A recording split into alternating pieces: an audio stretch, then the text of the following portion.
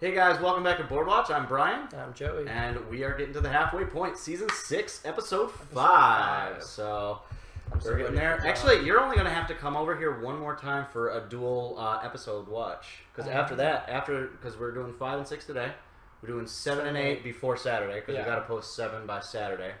And then we're doing an individual stream for Episode 9 and an individual stream for Episode 10. Yeah. So, with that in mind, so next Tuesday's stream should be Episode 9. Mm-hmm. I've got the whole day off, so it basically kind of depends on Joey's schedule. Yeah. I would like to try and do 1 p.m. Or sometime in the morning our time, because that, like, with an international audience, that seems to work best. Because like Germany's like 9. Yeah. Germany's like 9 hours ahead of us. So like 1 o'clock for us would be like 10 o'clock for them. That's why we're only doing one episode. Yeah. So maybe even noon. Oh yeah, like noon, noon, right, noon could work. Yeah. But like I said, just keep an eye on the description, probably for Thursday or Saturday's video, because we usually get our schedules sometime in that period. So just check Saturday's video. Episode 7 should have all of the times for the streams. And then Thursday we have no idea, because we were supposed to. We both requested Thursday off, but hopefully, man, we didn't get it. So tentatively Thursday for episode 10. And like I said, I would hope to do the morning in that, just so that as many people can view as possible. Right. And then a couple of you guys have been asking me to get a PO box. So I checked out the prices on it, and for like 6 months, for like an 11-inch by 11-inch PO box, it was like $283. God dang! I know. Really? So I'm thinking of just like, if you want to send something, just like private message me. I don't want to put my like address like completely out there, but if you do want to send something, just message us on Facebook or private or PM me or whatever it's called on Twitter. PM, DM. Yeah, DM. TM. That's DM. That's the one. Because I'm still learning my Twitter lingo. So yeah, just if you want, slide in his DMs. Yeah, he'll give you his number. Yes. Yeah. Oh, what was the lingo that I had to ask people about? Oh, like people like there's some questions that people are asking about. Oh, so Joey, who do you ship? And I'm like, What's that mean? Who do you ship? Like, what are you talking about? And then I went to Urban Dictionary, and I was just like, oh, okay. So, anyway, it's catching on slowly. Let's get into it. Season 6, Episode 5, Valar or Navies. Valar Navies. Oh, Littlefinger. Yeah, you're getting the sigils down.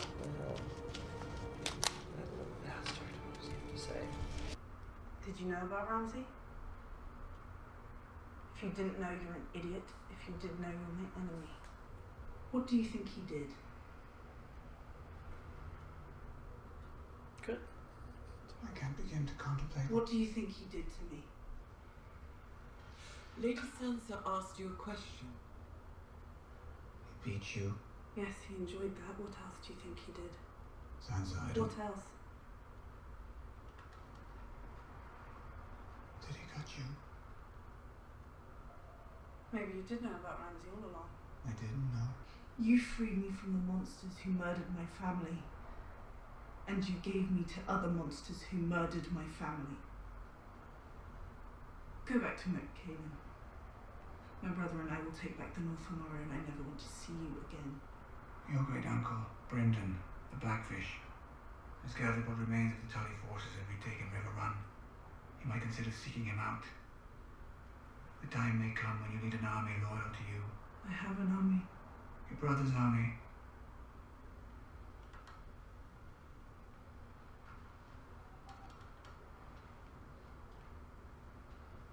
Half-brother.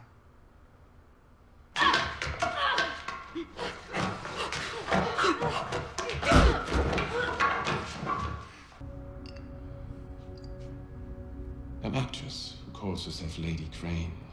She performs at the theatre in Sheba Square. A girl has been given a second chance.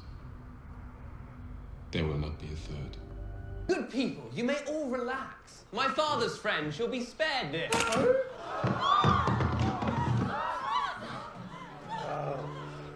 That's fucked up. Whoa, that's a penis. It's a wart. That's a kid's penis. What the hell? Why are we allowed? That's not okay. He's probably 18? To our children, may they have your talent and your filthy mind.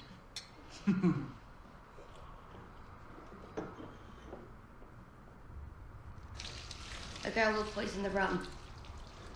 Lady Crane is the only one who drinks it. The younger actress.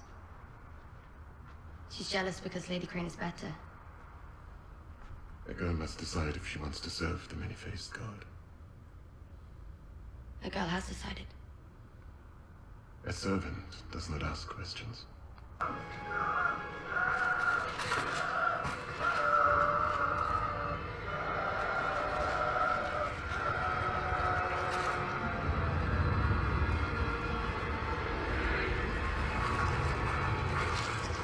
They created the White Walkers. The children of the forest. It was you. You made the White Walkers. We were at war. We were being slaughtered. Our sacred trees cut down. We needed to defend ourselves. From the first men. From whom? Or the Andals. From you. I claim the Salt Throne. We've never had a queen. Not once. There are many things we've never done. We've never made our mark upon the world. The great lords of Westeros pay us no mind, until our little raids buzz through their kingdoms long enough to become a nuisance. Then they swat us down. They conquer us, humiliate us, and go right back to forgetting we exist. I've been all over the world. I've seen more of it than all of you combined. And across the sea, there is a person who hates the great lords of Westeros just as much as we do. Someone with a large army, 3 large dragons, and no husband. I'm going to build that fleet, and I'm going to gallivant right over and give it to Daenerys Targaryen, along with my big cock. Let the fish eat the scales off his eyes, or his dead may never die, but rises again harder and stronger.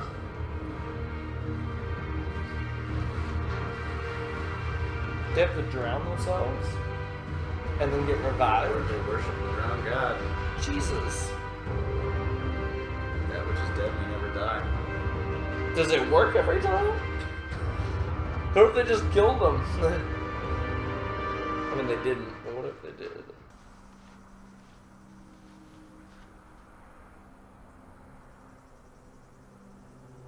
Is there a cure? I don't know. How long does it take? I don't know that either.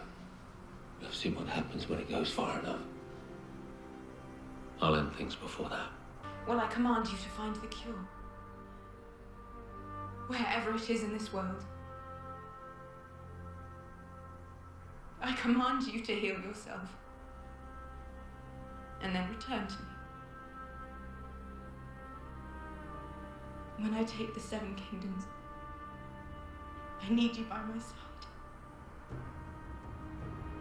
Drivo persu, Silvio onio, do heriro elio The exio, first servant of Lord of Light. onusito. Oh, I wonder if that's like the first sword.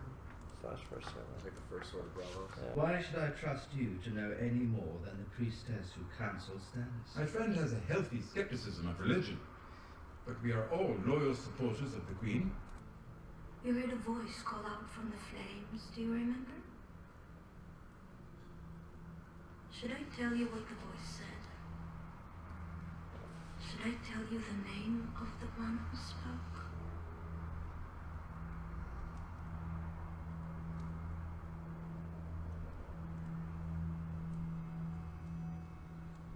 We serve the same queen. If you are her true friend, you have nothing to fear from me.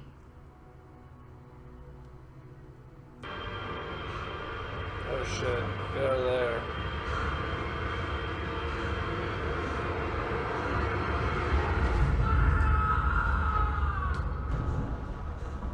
He saw me! The Night King! He saw me! He touched you. I don't know, he was close, but... He touched you. He knows you're here. He'll come for you.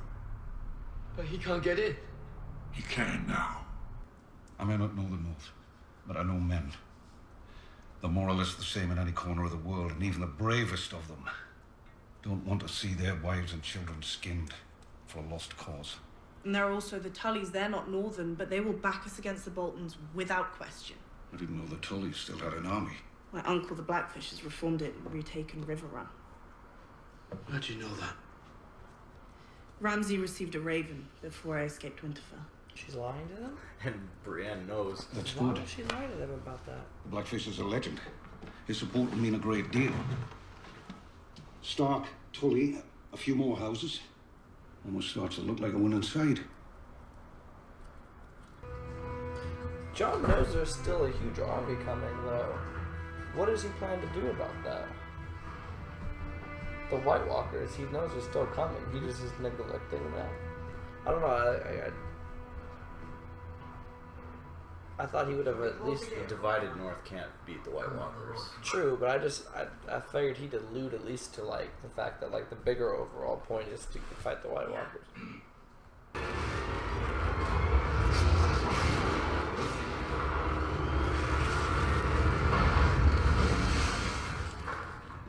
Get Bran and run!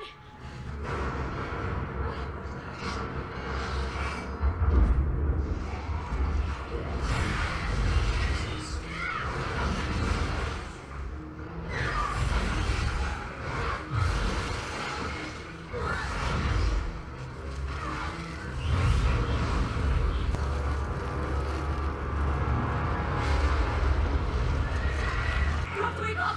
We need Hodor! What the fuck? He has to know.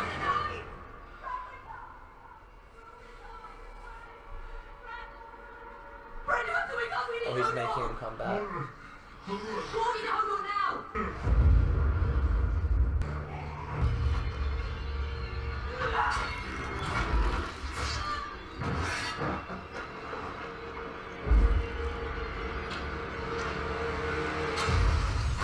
Ooh! She has a spear made of dragon glass.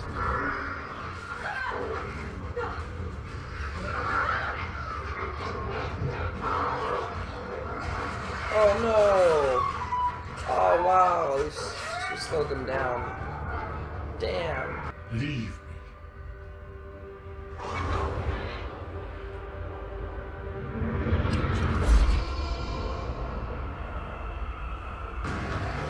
What are you doing? No!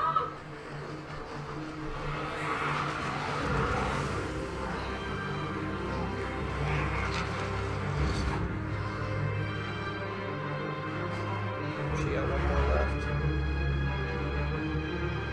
Throw it on.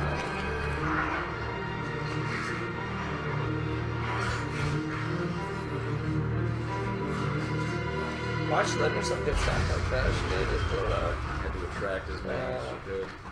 Where are they gonna run after that? She pulled it on him.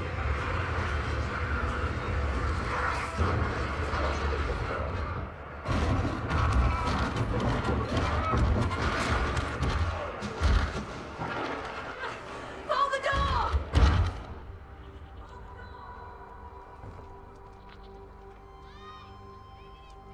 Hold the door! Hold the door!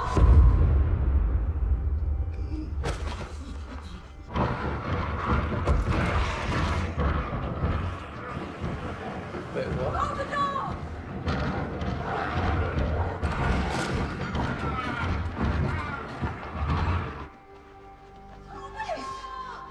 Oh! Hodor was Morgan?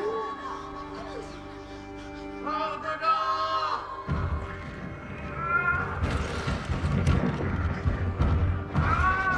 Hold the door! Hold the door! Hold the door! Hold the door! Hold the door! Hold the door! Hold the door, Hodor.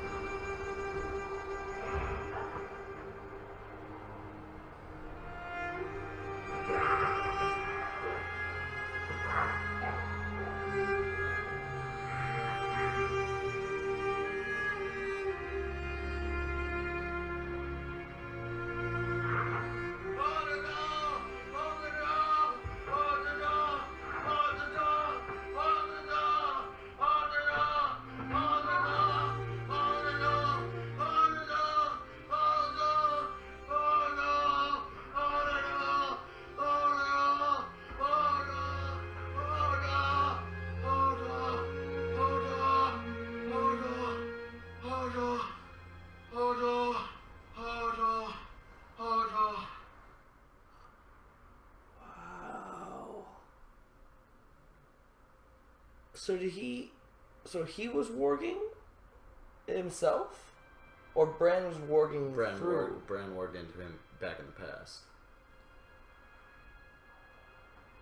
Bran warged into him back in the past to then warg into him in the future? I missed that part. That's where I'm missing. So wait, what? So he warged into Hodor in the past to then warg from Hodor in the past to Hodor in the future? Instead of coming back? Wait, why? I'm not understanding that part. Unless I'm not. It supposed wasn't to understand. intentional. What do you mean? It like him working into him in the past wasn't intentional. Who was controlling Hodor in Bran?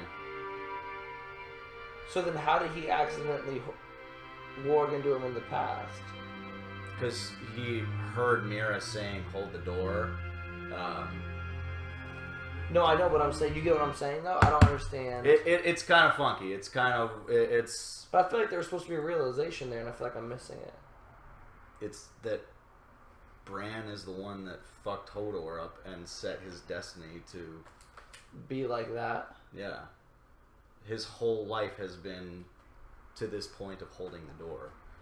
Oh my god, that's so messed up. So it was an accident. Him warging into him in the. Why did he stay in the past? To then make sure it happens. Well, there's a reason why the Three-Eyed Raven brought him there, like in the first place. You know, and then the Three-Eyed Raven died. Oh, you're out of frame. Oh, sorry. And then the Three-Eyed. I guess we can do that. And then the Three-Eyed Raven died, and you know, so Bran is still kind of learning things. You know, Bran said, you know, "Am I ready?" And he's like, "Nope." Damn, that sucks. Wow, Hodor really sacrificed himself. That sucks. Yeah. Well, his whole life was leading to that point. Leading to sacrificing himself for Bran. Yeah. Hold the door, Hodor. That's sad. Yeah. Damn. In my opinion, the saddest thing in the show, really. Yeah, that's messed up, man.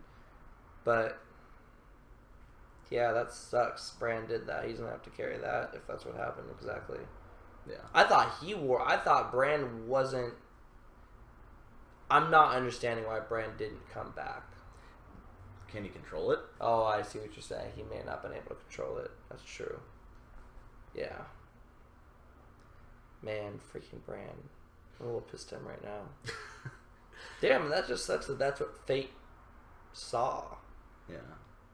Or that's what fate decided. It's fate. But Bran also caused this situation to happen in the fact that he was going into dream state before, like without the Three-Eyed Raven. Without he saw the Three-Eyed Raven was doing, and he's like, "Oh, let me go touch this vine and go this," and then he gets touched by the Night King, which allows everyone to get in there. Yeah. Which causes this snowball effect. So he literally fucked everything up. Yeah. Even to the point of Hodor. Wow, that's fucked up. Yeah, Hodor's whole life is fucked up because of Bran in this moment. Bran's fucked up. It's not like he intentionally did it. True. It's not like he ever knew that he could, but that's still pretty fucked up on Bran's part. Well, wow. There was already the basis for it in the Tower of Joy scene where, you know, he called out and maybe did he hear Bran, you know, like... Because there was already like a teaser that he couldn't, influence being the like, past. yeah, did Ned actually hear Bran's voice at, you know, in that scene? So there's time travel though in a way. Full time travel now, not just like observant time travel. Well, I mean, if you can warg into a person, right? Yeah. Arguably, that could change the past. Technically, even though it led to the future. Now, like the Three-Eyed Raven did say the ink is already dry, you know, so maybe Hodor's destiny the whole time was to do that. Yeah, maybe. And that just needed to happen. This is where like time travel starts getting kind of funky. Oh man, but, they just threw a whole new dimension into the show. Yeah. But Hold the Door is it's so brutal. Hold the Door, that's fucked up. But good for her. That was one of the things that book readers didn't know about. Really? Like I said, we're pretty much past the books at this point. Oh man, that's fucked up. So, like, this was a shock to everybody, like show watchers and book readers, and I feel so deflated. I feel so sad. This Fucking is- Bran, this is one of man. I'm those so what the mad fuck. at Bran right now. I know it's not his fault, but I'm so And mad then at Bran. Summer right now. died. Protecting his dumbass. He better do something with his fucking power now. He better change some shit. After all this fucking sacrifice. So right yeah, now. what does this open up? Jojen, him, Summer. What does this open up? I hope so. And they're running out into the fucking cold. That's what I don't understand where the fuck they're gonna go. Well, lucky for you. Well, maybe not lucky for you because it might not be answered in this next episode. That's what I'm But saying. Luckily, we're watching the 2 next episodes in a row. No, thank God. But I don't know where the fuck Because they're that gonna is go. kind of a little bit of a cliffhanger. It's a huge A cliffhanger. huge revelation, but also a cliffhanger. Yeah, huge revelation, but huge cliffhanger. I don't know part of me wants to argue that, like, him holding the door for another 3 minutes, tops, 2 minutes, what does that actually do for them unless they can teleport, get picked up by someone? Well, at least there was a lot of snow kind of crossing, so, like, the whites might May not not know see what, them. what direction they went, so they'd That's have to true. split up. That's true. But either way, Because, I like, mean, you saw as we're- Mira was walking away, that there was, you know, like, that they were Yeah. already almost a far enough distance away. Yeah, but the king is 5 minutes. I mean, it's a very big stretch if they just get away because they got into the snow. Like, Oh, no. That's a very big leap for George R., especially in this show where he's tied up a lot of, like, loose ends to where it's not, like, stupid shit that they get away with. That would be, if that does happen, that I would be a little disappointed because honestly, like, the fact that the Night King could find that place in the first place, control the weather, he does control the weather, at least to a pretty good extent, and has all of those to just run out and, like, find them, and she's carrying him, Yeah. and they're running on foot. Like, something needs to come pick them up or happen. Like, if they literally just get away because they just walk fast enough and now they're just, like, hiding out somewhere, I'm gonna be fucking like, that's disappointing in that writing sense. But I mean, okay, things happen. But we shall see. So anyways, we'll see how that goes, but I don't see how they can get away from that yet. That seems like it didn't really change anything. And I'm kind of mad at the Three-Eyed Raven for not seeing that. Seems like he knows how to... He knew that once the night... And he said he had to get out of there, so why did they go back? He knew that they had to go back. So the night Three-Eyed Raven on purpose went back. So because the Three-Eyed Raven knew this would happen. Yeah, so the Three-Eyed Raven knew this would happen. The future and the past, the ink is dry. Yeah, so you it's know, just like, like he knows he's the just story. like, fuck it, it's my destiny. Yeah, so I mean, but yeah, that's still very frustrating. So he knew he was gonna. So then the Three-Eyed Raven knew that he was going to Die right there. Well, the Three-Eyed Raven knew that Bran was gonna touch the vine when he was sleeping, and Three-Eyed Raven knew that he was gonna get touched by the Night King. Mm-hmm. Which then he also knew that he wasn't gonna be prepared, no matter how much training he had, or I guess the amount of training that he already knew he had. Very suspect, guys. Does time travel? I hope time travel doesn't fuck everything up. It doesn't fuck everything. Well, I mean, I can't ask you that. I hope it doesn't start like really making things not make sense. But I mean, if the Three-Eyed Raven had a plan in place, not just for them running away, but had a plan in place for them after this, or just knew that it would happen to where they would get away, then okay. But if not, and they're just running away, and he theoretically could have had them at least had a head start, or at least just got away. Because at that point, then they could have just ran earlier. But like, if there was like something that like happened at a certain time, then I could see it like, okay, all it needed to be. But if it literally was just them running to a cave and now they escaped and now they have to learn from the experience, like that's a cop out. But we'll see. That's how I feel about that. I don't need that cliffhanger answer. That's frustrating. Alright, Annie-Colon 21. Tell Joey that the Three-Eyed Raven was Brynden Rivers, a legitimized bastard of King Aegon, the fourth Targaryen, also called Lord Bloodraven. He was the brother of Maester Aemon's grandfather, and he served House Targaryen as Hand of the King during 4 Blackfire rebellions until King Aegon V, Aeg, I dreamed that I was old, Maester Aemon's brother, sent him to the Wall for killing a Blackfire under a banner of peace. He deserted the Wall and became the Three-Eyed Raven, and now the motherfucker's dead. Wow. The last 2 Targaryens in Westeros dead before Dany got to meet them. Yeah. Aemond and Brynden Rivers. Alan Garcia. Brian, all I want for you is to remind Joey that he asked for it. He wanted to find out about Hodor. I did ask for it. I'm not satisfied yet. I'm pretty still pissed. That's bullshit. Hodor's in a lot of shit for Bran the entire extent of his life. Sabi Nakvi. Was this the saddest death on the show? I mean, I know that you're still the Red Wedding. No, come on. But it's the most disappointing death. Not the most disappointing death. No, it's not. Okay. But I am pretty disappointed about this one. Not really sad. I am sad, but more like... Because it's in the context of this, like, dried ink theory. Like, so... Which I'm not even 100% sure about yet. But I'm just saying, like, Three-Eyed Raven saying it so. But... So if that is the case, then I'm more just analyzing Hodor's life as like a story at that point. Yeah, it's a tragic. It's a pretty. Well, it's sad, not okay. So tragic. maybe not a sad death, but a sad life. Well, that's my point. That's what I'm saying. It's a tragic. tragic. No, it's a tragic life. That's why I feel really bad. Like it's more like sadness more than like. It was a heroic death if it works. Very heroic death if it works, and even if it doesn't work, it was still a heroic death because I mean at that point he knew that was all he needed to do in his life and like. Or Bran decided to. Bran killed him though. Technically, if we really want to think about it and want to like really nail that down, technically Bran was in him when he up until the point to when he died. Because I don't think Bran can stay in someone if they die, and I don't even know how the repercussions of that would be. So I'm assuming he probably left before he died,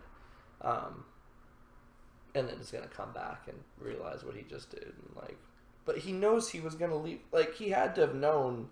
The minute he hit the door, that he was going to kill Hodor.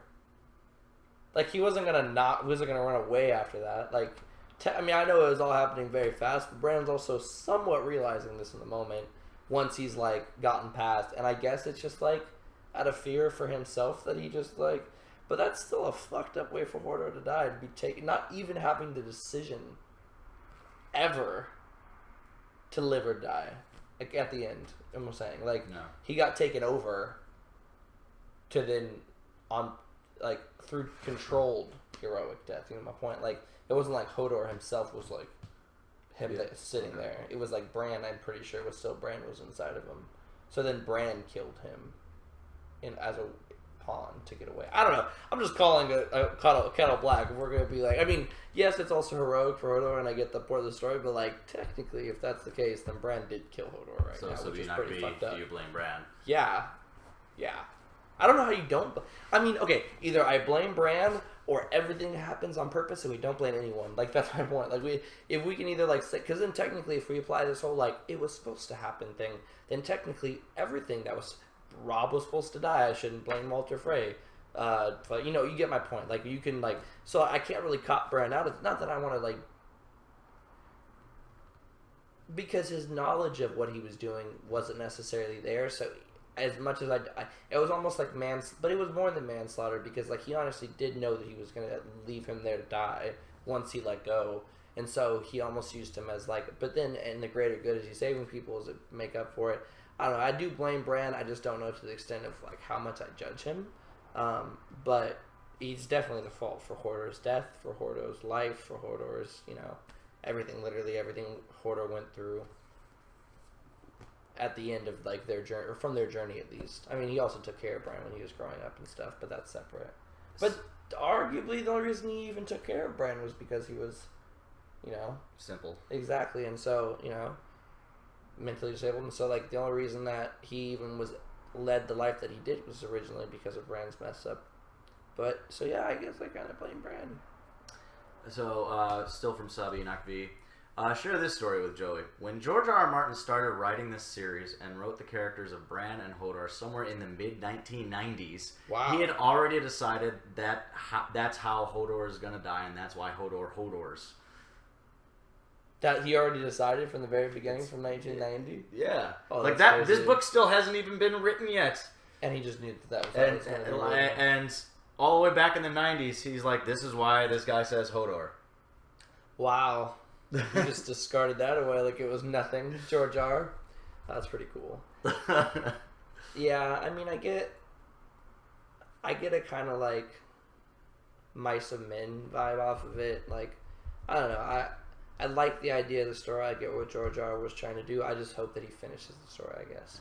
If he leaves it how it is and just leaves it, I don't agree with it. But if he can somehow give more meaning to that situation, then... But at the moment, it just looks like a little bit of a manslaughter, if not more. Well, it opens up so many possibilities as far as what Bran may be able to do. Oh no, like contextually, I get the point of that situation and like what that held and the gravity of that in the show. Now I'm saying like, but as like a story arc, like like for an archetype of like that type of like selfless,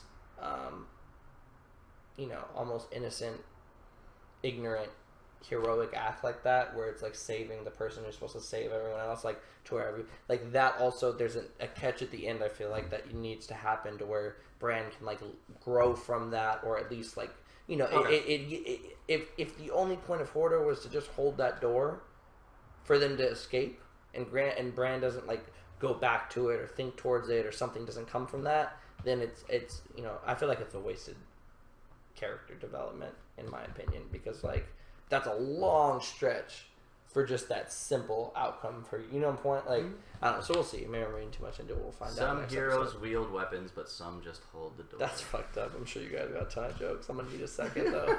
Let's wait until the next episode. Destiny Dreams, do you need a hug? Yeah, I'm a little fucked up right now, I'm not gonna lie. Morally, this is pretty wrong. I have to be okay with it.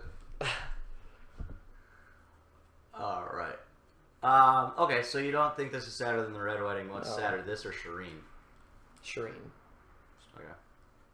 Because she was...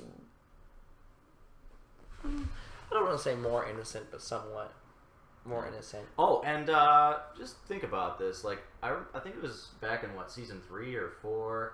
Bran said Hodor doesn't like it when I warg into him. Yeah, I know, that's fucked up. Now you know why Hodor doesn't like getting warged into. Yeah, no wonder. I mean, he didn't know. Yeah, I'm sure he'd hate it, and also he makes him do horrible shit that he didn't want to do, kill things, and Bran's an asshole to him. He literally just uses Hodor.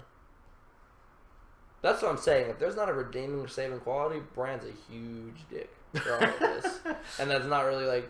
I can't even kind of want to root for him at that point. Like, he just used this person's life. I mean, I guess technically everyone uses people in the show, but he didn't give Hodor anything back at all the entire time. Like, from what I've saw in the episodes and stuff. So, I don't know. Bran's got a lot of making up to do here. So, we've got a third... Unless Hodor didn't die right now. I know he's getting stabbed, but unless somehow,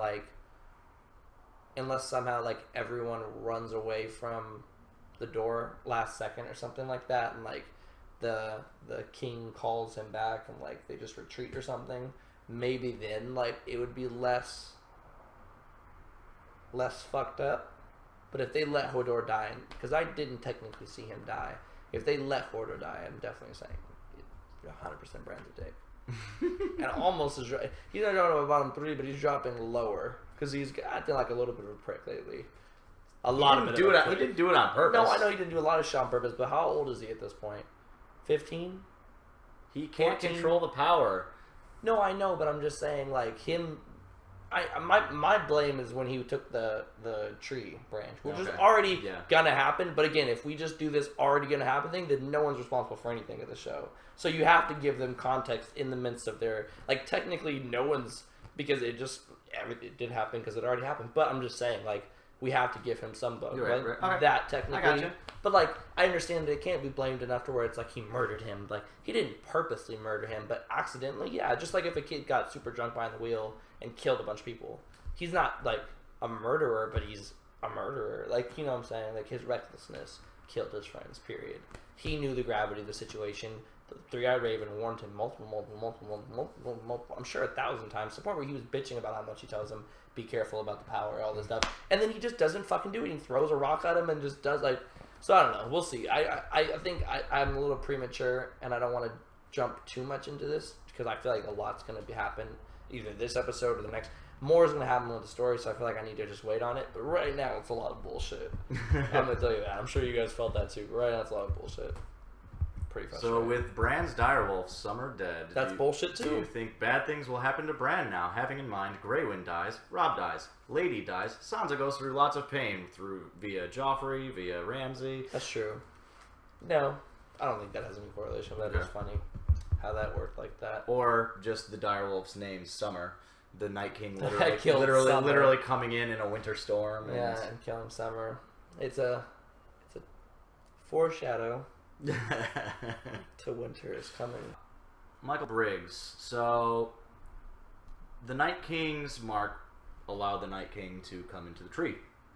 Broke the magic. Will this potentially have any other negative effects via Bran?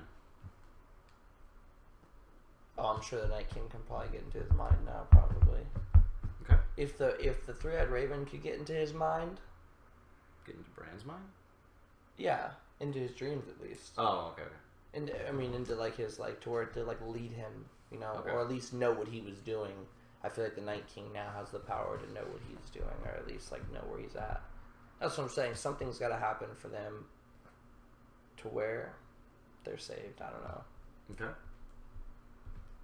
No way Mira taking him on a sled into the freezing cold with no food out in the fucking middle of nowhere after the journey they just went through, where they're heavily in enemy territory. Like, I know that was just a portion of their army and the Night King. So then that means, like, there's no way. That's my point. Like, I don't know what the fuck they could have.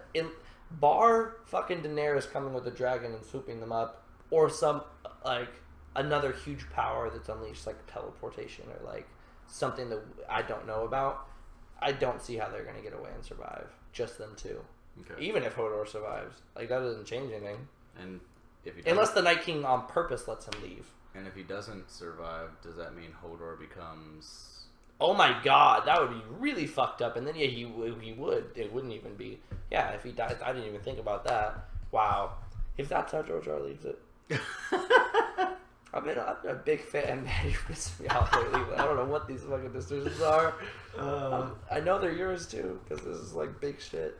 Whatever. We'll see. I trust you. I'm trusting George. Kevin H. was the one that pointed out that whole thing about, summer, like the White Walkers killing summer, the embodiment of winter, the White Walkers and shit. Also wanted to point out that another bit of foreshadowing, and so the first words ever spoken to Hodor in this show took place in Season 1, Episode 4. Theon says, Hodor, help Bran down the hall. Oh, that's fucked up. Down the tunnel. Mm. That was always his purpose in the story from the beginning. Just help him down the hall. That's fucking sad and bullshit. So Montana Donaldson wanted to know if you expected Hodor to die this way. No. So if he's really said, wow, yeah, no, I didn't. It's fucking bullshit. I even want to argue it's more this is the most bullshit death. I'll give you that. This is 150% the most bullshit death compared to all, because at least there was like context and motivation and purpose to the other deaths. Even the Red Wedding, which is hard for me to say, but there technically was on Walter Frey's side of it, and and Tywin and everyone in a part of that, Bolton's, we don't gotta go down that road again. But there was purpose to that. This is fucking bullshit because all the people who let him die knew he was gonna die. Yeah, all of them except Mira. But Bran knew he was gonna die to the last second, at least for a shorter period of time. And fucking Three-Eyed Raven definitely knew he was gonna die. And so, no, I can't. This is such a frustrating So, death. if we do go by, like, the ink drying thing, and we are, like, in the current timeline, the way that all ink has dried, do you think anything else in the past has been affected by Bran or the Three-Eyed Raven, or... Maybe. I mean... And can he change the future? Well, if the ink's not dry, then yeah. And that's why this time travel stuff's gonna get sticky. I don't know. That would be cool. Oh my god, if they start bringing back characters, I would literally cry. If somehow he could stop things. If Hodor's death brought back Robin to Lyssa. Oh my god, it would give 100% meaning. Oh my god. You'd be like, thank you, Brad. Thank you, Brad. Thank you, Hodor. Thank you, Jar Jar. Oh my god, that'd be so nice. So I don't know. We'll see. I doubt it. Because that just wouldn't make too much sense to, like, give that out. Like, pretty much just be like, well, then what would be the point of the show? You know what I'm saying? Like, you can't really just say, oh, well, there's time travel. Because then Bran could theoretically stop anything from happening. Arguably. And so, I doubt that they'll be able... I think it's still written in time. But I think I don't know how that works. Yeah, that's a rough one. George was playing with fire with his time travel stuff. That can get really sticky. We'll see if he keeps everything straight. So far, it's not out of, Letitia D. Lima wants to ask, Hodor? Oh, that's fucked up. Really? Oh wow! Thanks, guys. Keep I feel like John at that last word. It's like traitor, and you guys just keep coming in, just stabbing me for no reason. Yeah, I get it. Hodor for the died Hodor. For the Hodor. Hodor. Oh man, that's such bullshit. Oh yeah. So Liz wants to point out, like, since we're still on Bran's storyline is pretty informative in this episode. Not just with that, but we now know the origin of the White Walkers. That was informative. Or at least the I was going to say, I wouldn't say the other stuff as informative, but that's huge. And it makes sense, like, because there was... by that reveal? No. Somewhat, but, like... It makes sense. It makes... Yeah, like, it perfectly made sense. Like, it was like, oh, okay. I figured it had something to do with them because, like, it wasn't... They didn't mention it in the history lore, like, it was just... They were forever. And so I figured someone created them. I just didn't know who created them or how they were created, but I figured they weren't just like since the beginning of time. And so it made sense because we in the history and lore heard about a little bit about, the children of the forest fighting and, and all that. So it made a little bit more sense. But he was a man originally, which is crazy. And then they transformed him into the Night King. I don't know if it's the same guy. I don't know if it's the Night King as the guy that they stabbed, or if it's a different guy and they just continued on, or even if he's still if that Night King isn't even the main leader and that's just like one of the leaders. I don't know how their hierarchy works, but like for the entire scope of the show, I like that decision. That was kind of cool because the whole show is kind of like switches back and forth between things being heroes and being villains, and what villains are really actually just the aftermath of heroes trying to on their side of it save themselves, and then they create something that so I like this story that George R. continues to carry on throughout a lot of his writings in this series, but we'll see how much more I get to learn about that. I like that they made them, but then they had to know they couldn't. Either A, they didn't know what power they were tapping into, and it was more like kind of like a blood magic type thing, and they just needed to do something, and they panicked. Or then, if they did know what was happening, they should have known how to control it a little bit better than at that point. But I'm sure I'll find out more about that eventually. Okay. Bran's got the power to go anywhere he wants. So. Erica wants to know about the Night King touching Bran in the dream and it actually affecting real life. Well, didn't the Three-Eyed Raven tell him originally that if something happened, or Jojen, someone told him that if he dies Jojen told him that if he dies that he dies out. Whatever happens to him in the dream happens to him. I think Jojen told him that already, so I wasn't surprised on that. I think. But I wasn't surprised about that, at least. I thought that was already the case. I just thought that, like, he couldn't affect anything. But now with the whole Hodor thing, I'm realizing that he can. The Night King has to have some type of powers, though. That's what I'm saying. Yeah. Which means that he probably will continue to have those powers with him now that he's touched him. Now that he's seen him. Stark of Winterfell. Only one question this episode. Who poses the greatest threat to the White Walkers? Daenerys. Okay. Like, if anyone? I guess technically. Like, some of the names that they gave were Jon, Bran, Dany, someone else. Is that why the Night King is focused on him? Yeah. Because the Night King was also pretty focused on Jon. He was, once he saw Jon, though. Okay. I mean, it may just be the Starks, but then, there must always be a Stark in Winterfell. Yeah. So it may just be the Starks, but, either way, I still think that, in comparison, Bran would be more of a threat than Daenerys, if he becomes what he needs to become. If he doesn't, then obviously he's just like, not at all. Alright. But probably Bran. So let's head up a little bit farther south, but to the Wall, because we've been north of the Wall this whole time. Bobby Coley, would Blackfish accept Sansa's request and help her take back Winterfell? I would hope so. Okay. And just thoughts in general on like their plan on getting support, like start small, I don't like then, it. and then the bigger house. Well, that's smart, but I don't like, and they need to do it very quietly because I'm sure Ramsay's going to have spies everywhere, and like I'm sure he'll start filleting people who he hears are going to support the Starks. So then do that. Filleting. I always say filleting, filleting the people. So I mean, I'm sure they realize that, but they need to do it very quickly. And also, I don't like the fact that Littlefinger told her about Blackfish. Or if that's even the case, he may have lied. That's the only way she got the information. That's the only way we know the information. So he may have lied about that too. So I don't even know about that. But Sabi Nakvi. Why did Sansa lie to Jon? What does it tell you about Sansa's character specifically? She's still not trusting, which is good. And I don't know. There's something else. She didn't lie just to Jon. She lied to everyone in that room. Yeah, but still, it's something about Littlefinger though, and I just can't. I don't know though. Maybe she was just like didn't want people to know that she met with them. Erica, did Littlefinger actually know about Ramsay's behavior? Yeah. Would he really put Sansa at risk? Yes. Do you think he cares about her, or is he just No. using her to fulfill a bigger purpose? Yes. Okay. Bam, bam, bam. I like that we were on that. Yeah. Yes, he was fulfilling. He uses everyone. They're all just pawns. He's no fuck about anybody. And Erica also wants to know why Littlefinger is throwing shade at Jon by focusing on the fact that he's Sansa's half brother. Because he checked her just in case she wanted to try to claim too much right, and the fact that she's a woman, so she needs to marry in. So it's not like he really has that much right. He's just a half brother. Okay. Or he's trying to insinuate that like she may not be able to trust him fully because he's only a half brother. Like she doesn't know him that well. This is Any:21. This is probably from episode 2, like when in our discussion.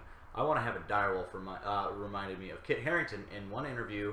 If you could be any character beside Jon Snow, who would you want to be? And he was like, "I like to be a warg. I'd like to put myself into a wolf." And then he realized what he had said and was so embarrassed. I want to put myself in a wolf. Everyone was laughing. So Montana Donaldson. So it's actually Brienne that's going to be going to the Blackfish. It's not actually Sansa. So she'll be able to, okay. I mean, yeah, I'm sure she'll be able to. I mean, she has Sansa's word. I'm sure Sansa sent some type of like letter or something. Belongsless wants to know what Littlefinger's plan is. Like why? What was he doing? Like in telling her about the Blackfish and throwing that shade on Jon. Like what's his game?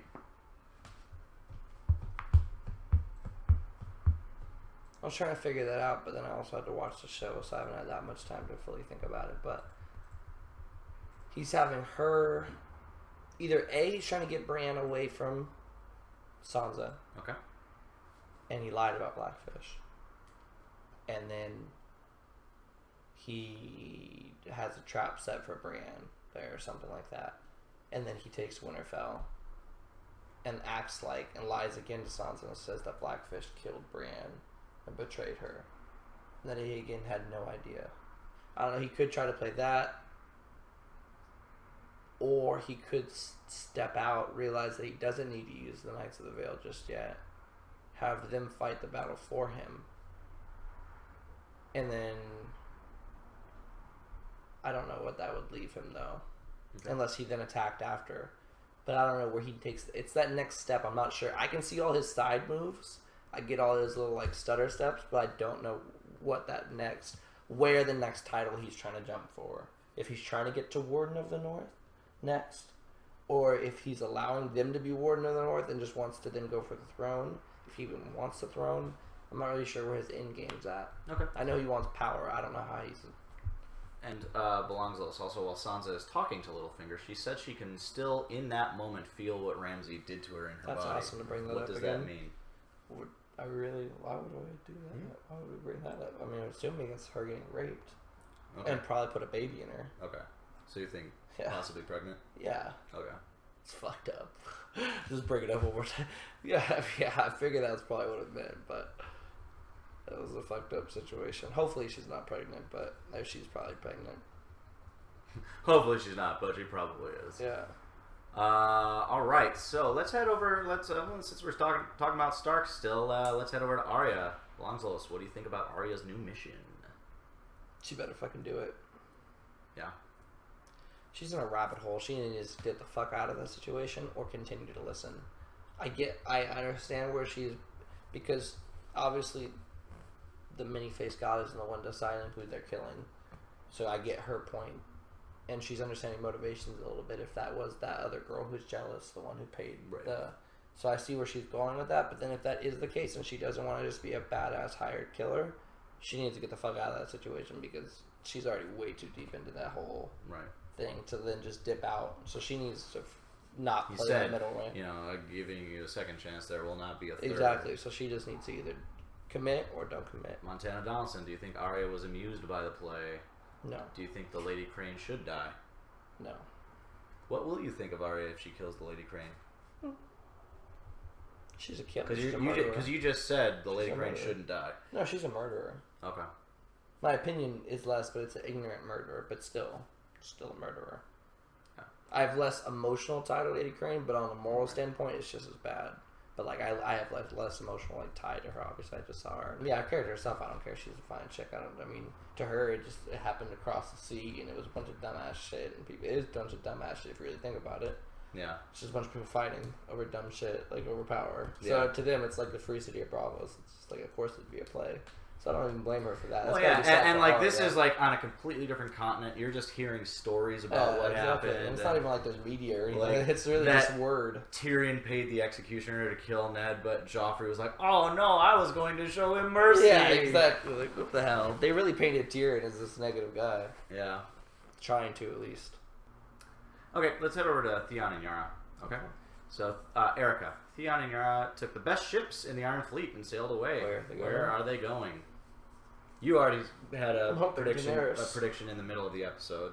So you think Daenerys? I'm hoping Daenerys. Yeah, I think Daenerys. Okay, so that would be the smartest. Just kind of beat them to the punch. Yeah, and give her their ships that she needs anyways. What do you think about that?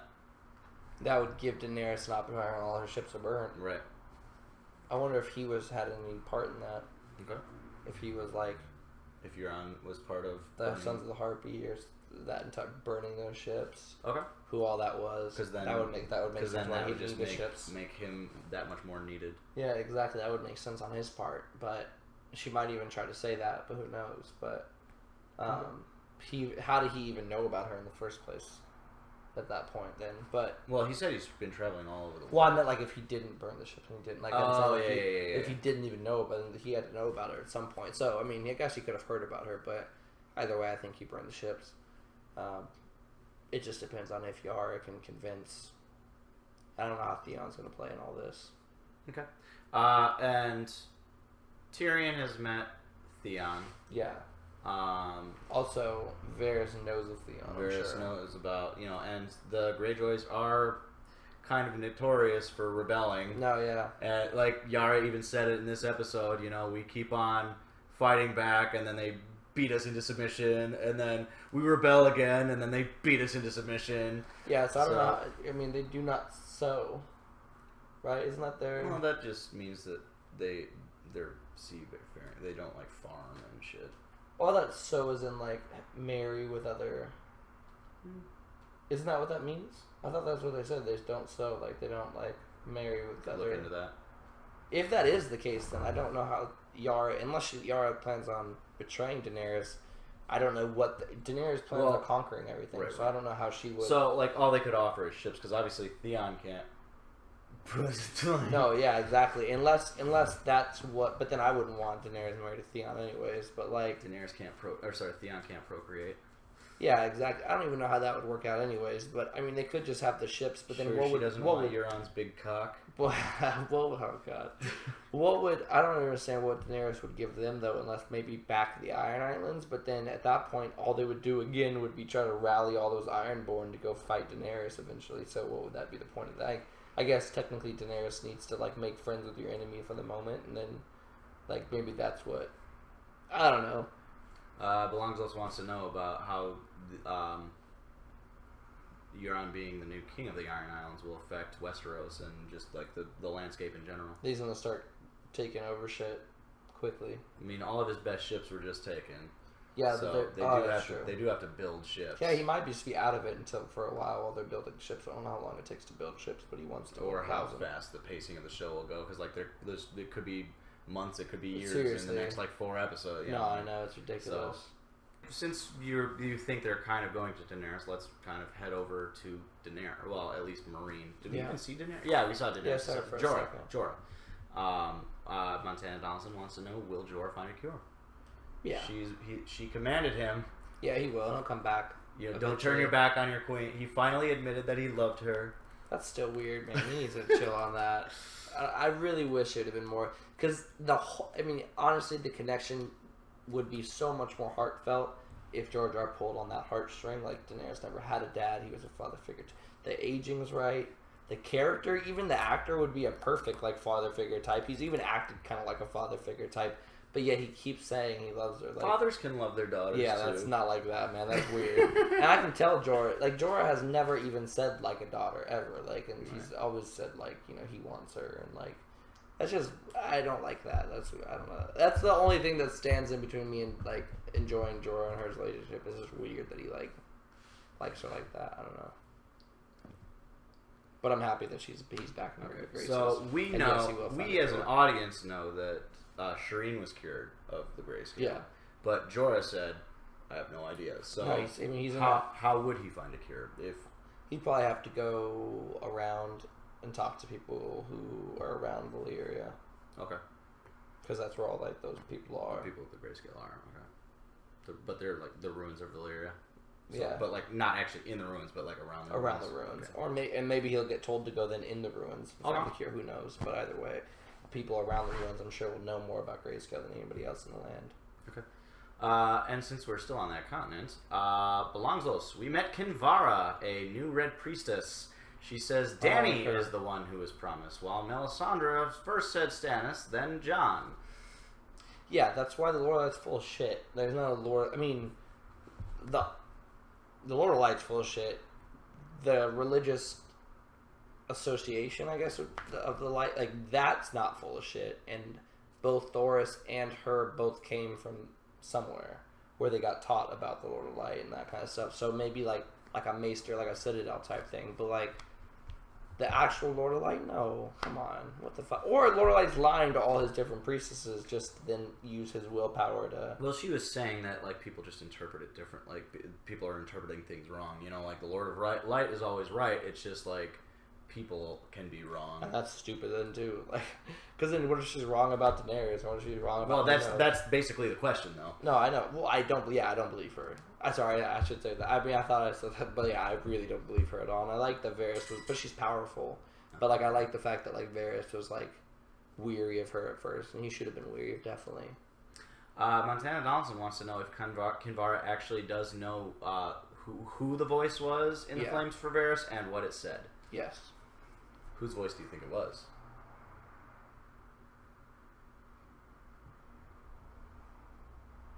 A voice spoke to Varys. Lord of Light, maybe. Okay. So the Lord of Light might be a thing? Well, that's what they'll say is the voice is the Lord of Light. Okay. But I don't know the Lord of Light's not a thing. Okay. I mean, he might be. He's not an omnipotent God that's controlling everything that's written, everything. I mean, unless it's George R. It was George R.'s voice, and he said that. Yeah, that's what it was. Imagine. Yeah, Lord of Light's George R. Martin. I figured everything out. But and that's what the ink is already written. They're talking about the book. Boom, figured everything out. But no, I don't. I think she'll probably. I mean, unless I just don't know anybody in Varys' life that he would be so scared to even hear their voice or so surprised. Unless it was his parents or something, I don't know, but probably the Lord of Light. So why was she saying this to Varys? To prove that she had power. Okay. And kind of check him back because he was checking her. She just has some power that she uses to look like she's more than she is. Okay. I mean, that's what a lot of people do in this show, including Daenerys, but that's what she's doing right now. So some people were asking you, like, so where does the magic actually come from? Like, so it's just like innate abilities from the person themselves? Yeah, just from different attributes, just like. I mean, it's kind of hard to answer because, like, technically, like, where did the children of the forest come? Where did the magic that, like, I mean, I can't attribute it to one god. Whatever that created all the life I mean, it's just, I feel like it's inherently in that. Okay. And people just use their powers differently because not everyone in the lore that follows Lord of Light all has the same power either. Cool. I think we're getting kind of. She might even be a warg and just able to like go places. Okay, so this is a little bit long, but Zenobia. Joey has mentioned something about Jon Snow's accent in the episode 2 review of this season. Okay. No, he doesn't use his real accent in the show. He uses a northern accent. I'm not sure if Brian knows, well, like basically asking me, some of the problems and details regarding the accents within the show, especially between the Starks and the Lannisters. Both have family members that use different accents. This might not sound like a big issue, but try to imagine watching an American show where one child has a southern drawl and, the other child has there's probably a bunch of and the other child has a New York accent. Sean Bean was cast first and comes from Sheffield, which is in the north, so he speaks with a northern accent. Richard Madden, Robb Stark, is Scottish, and he obviously speaks with a Scottish accent. Kit Harington speaks with a mixture of London and a posh accent. His father is a baron in real life. Both of them had to change their accents for the show. And speak with a northern accent like their on-screen father, Sean Bean. They have done a good job with their accents on the show, but the girls, Sophie Turner and Sansa Stark and Maisie Williams, Arya Stark, were still quite young at the start, and this is their first acting job. They did not need extra pressure, so they did not change their accents for the show. As a result, Stark girls speak with the influence of a southern accent. Oh, that's got to be annoying. Each with their own inflections. Within the show, and Isaac Hempstead Wright, Bran Stark, also has a more southern accent, while Michelle Fairley, Catelyn Stark, is actually Irish. I wonder if she did have kind of an Irish accent. It didn't throw me out a bunch, but it did throw me out a little bit. Also, the whole Stark household actually has different accents. It's just Ned and the 2 oldest sons who sound northern and similar. That's funny, yeah. The Lannisters have similar issues. Charles Dance, Tywin Lannister, and Lena Headey, Cersei Lannister, use a southern accent, or rather an RP accent. And a name that I apparently butchered in the last video, Nikolai Coster-Waldau. I said Nikolaj, and so Nikolai Coster-Waldau, alright, Jamie, is actually Danish, but he does reasonably well with the British RP accent. Peter Dinklage is obviously American, and his accent within the show has actually been criticized over the years. The accent he uses doesn't exist in real life. So the Lannisters also at times have different accents from each other, but it isn't as glaringly obvious as within the Stark household. Robert Baratheon, Mark Addy, also spoke with a northern accent, despite the fact that the Baratheons are actually from the south, and Littlefinger, Aidan Gillen, is well known for his different accents within his own character. Yeah, he really does different accents. You're right, there is no main characters in Game of Thrones. During award shows, the actors always fall under supporting actor category, but there are 5 A-tier actors within the show: Peter Dinklage, Lena Headey, Emilia Clarke, Kit Harington, and Nikolai Coster-Waldau. Peter Dinklage has won 2 supporting actor Emmy Awards, so his name is always listed first in the credits. Yeah. You know, his name is always listed first. However, Lena Headey and Emilia Clarke, Maisie Williams, and Kit Harington have all been nominated for supporting actor Emmys as well. Oh, that's so cool. That is pretty interesting.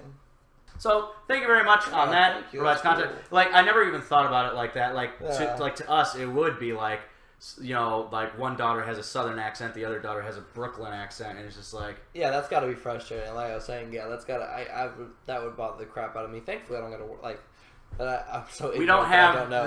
the ear for that. We don't have the ear for that even, kind of. I mean, I know Well, it's like, a little I mean, bit, yeah. but I didn't... It wouldn't be like... It wasn't blatant to me. That would be like nails on a chalkboard, man. Oh, yeah, it'd be so frustrating. If there was, like, one person from, like, New York and a person, you know, all spread out, and, like, somebody from Louisiana, New Orleans, or somebody from Texas and California, and...